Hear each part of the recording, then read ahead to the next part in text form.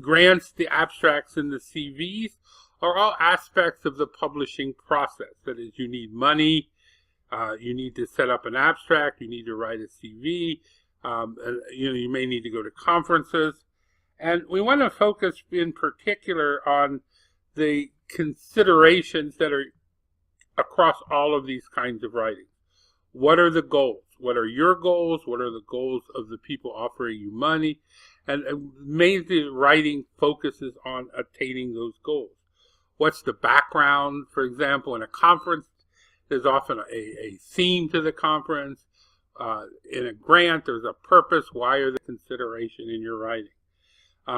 Your ability to complete this, you want to be demonstrating about yourself, that you're a good researcher, a good worker, whatever it is about you that's going to encourage people to hire you or to invite you to a conference or to offer you money. And then costs, and particularly that obviously refers to grant writing. Do you know how much it's going to cost and whether or not the grant will cover what you want to do?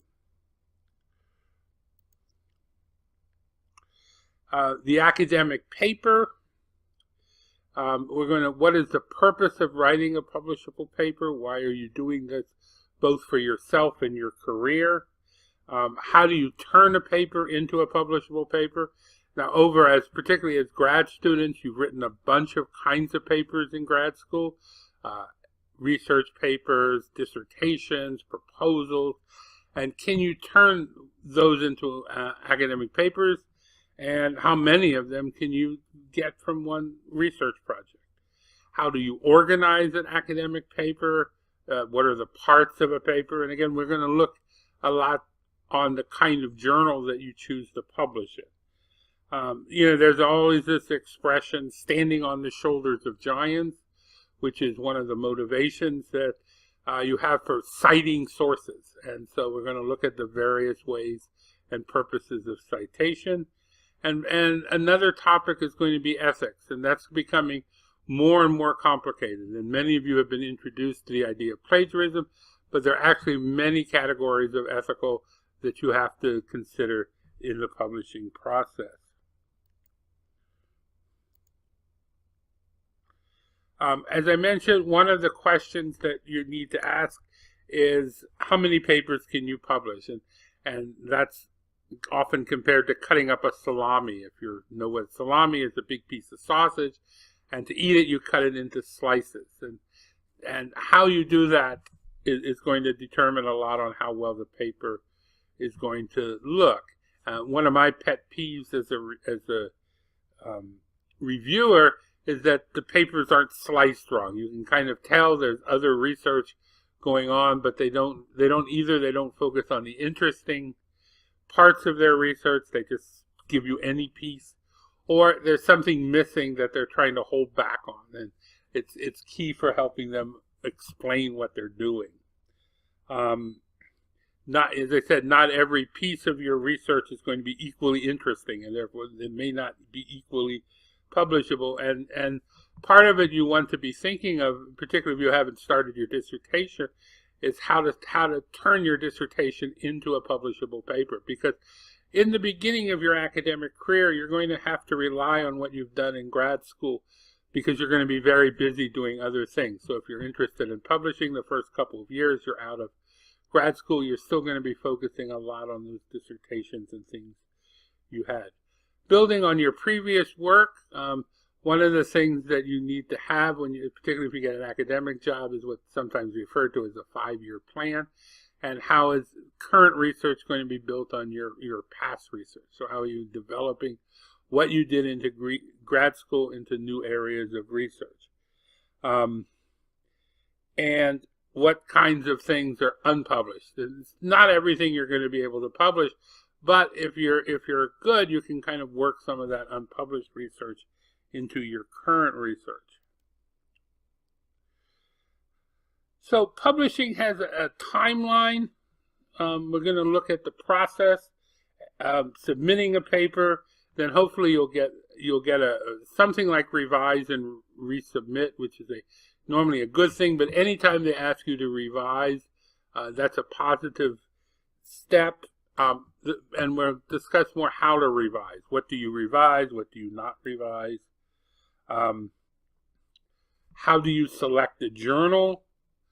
So each of you are going to required to select one journal, and you're going to analyze it. And what is the most appropriate journal? Is it going to be a high-rated journal? Is it going to be a journal that accepts a greater number of papers?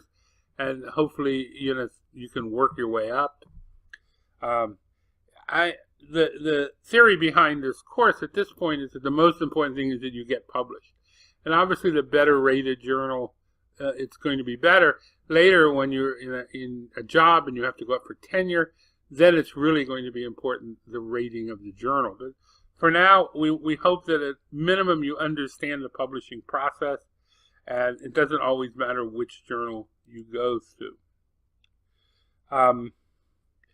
The submission process can be a little complicated, so that's why we focus a lot on the guidelines. That's one of your homework assignments, is to look at the guidelines for the journal and that you're able to follow them. Because a lot of journal editors are very sticky about these guidelines, and so if there's anything you do wrong, even minor things like how many, particularly my most biggest interest is how many words there are, but things like citations, presentation, and types of font.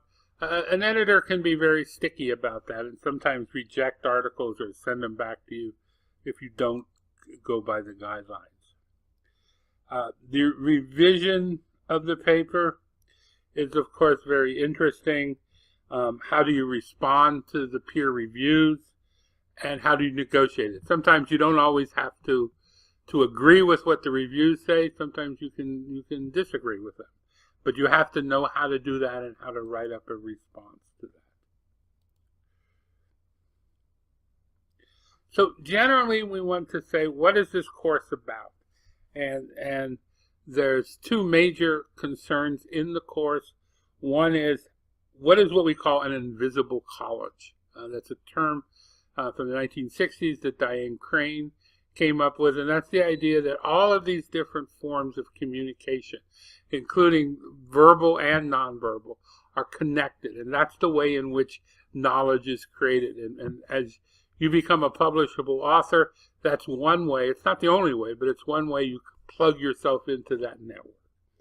And the other idea comes from an author named Bruno Latour, which is that you're becoming an agent. And I think that's a very important idea, because everything you do in the paper is about how you create yourself.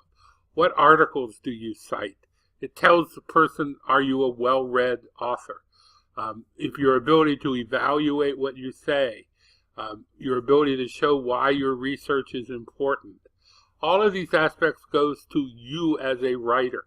And this is not about what other people have written, but this is in the end what about you have written. And academic writing is different than other forms of writing, and how you fit into that academic form is really going to be the key to whether you eventually get published or not.